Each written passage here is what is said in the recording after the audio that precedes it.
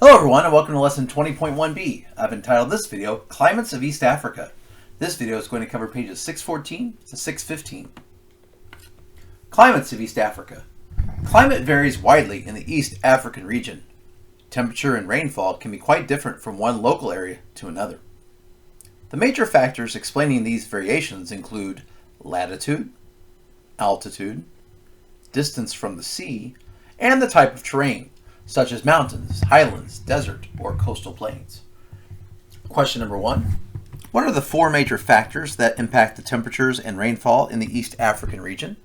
They are number 1, latitude, in other words, how close to the equator are they? Number 2, altitude, in other words, how high from sea level are they? Number 3, the distance from the sea. And number 4, what type of terrain the land is on, such as mountains versus desert. Temperatures. The diverse physical features of East African geography are matched by an extremely varied climate. In general, temperatures tend to be warmer toward the coast and cooler in the highlands. Sudan, Djibouti, and Somalia have high temperatures for much of the year. High mountains such as Kilimanjaro and the peaks of the Ruwenzori Range have had glaciers for thousands of years. Due to climate change, however, these glaciers are melting.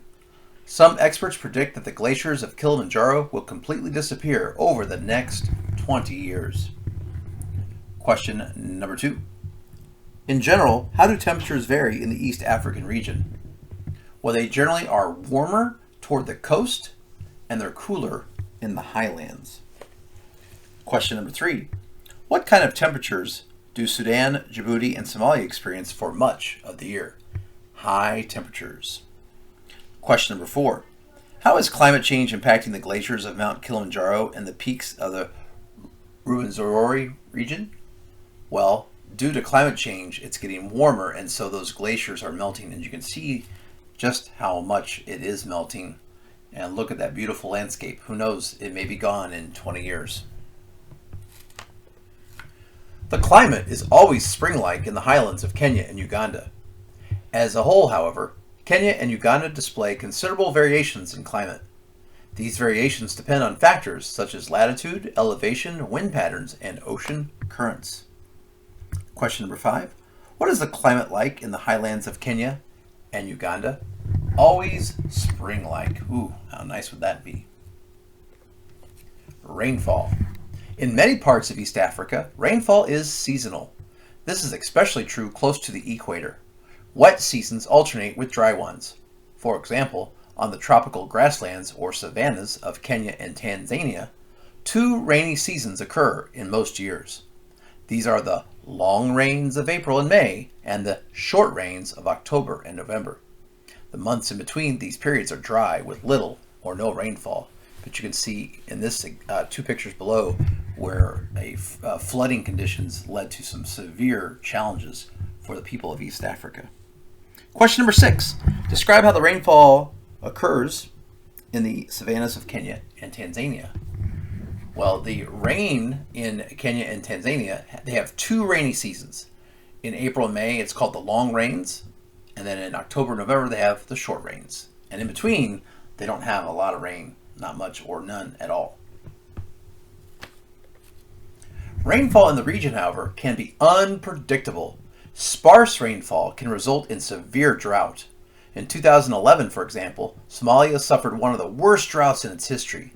Political instability in that country made the effects of the drought especially severe. Observers estimated that 13 million people struggled to survive in the countries of Somalia, Ethiopia, Djibouti, and Kenya. And you can see those pictures there, what drought can look like. Question 7. What major challenge does the unpredictable rainfall in the region have on countries such as Somalia, Ethiopia, Djibouti, and Kenya? Well, because rainfall is unpredictable, it can be sparse, which means there's not a lot, and that can result in severe drought, which means you don't get a lot of crops, which means hunger, and especially with the political instability in Somalia at that time, it was hard to even get support for the people that were struggling. So a lot of challenges can be brought by drought. Another urgent issue in the region is desertification, or the process by which agricultural land is turned into desert.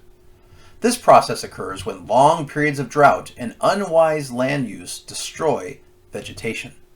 The land is left dry and barren. During the past half century, desertification has affected much of the Sahel. The Sahel, pictured here in the bottom, right here, is the edge or border area between the Sahara and the countries farther to the south. Two such border nations in East Africa are Sudan and South Sudan, as you can see in the picture. Question number 8. What does the term desertification mean?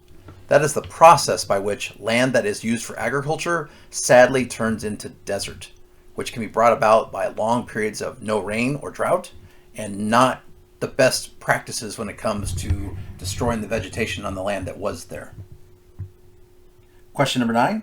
What are the two major factors that cause desertification to occur? I just went over those. Those are long periods of drought, so not a lot of rain, and when people unwisely use the land and they destroy the vegetation, and what is left is very little.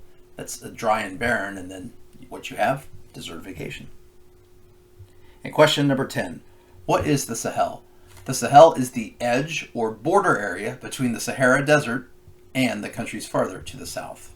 That is the Sahel. Well, thank you so much for watching. Before we go, of course I've got something for you. This is the biggest toilet I've ever seen. As I have 2 cats myself, I know what they are thinking. That's a lot of places to go to the restroom with that sand. Thank you so much for watching, and have a great day.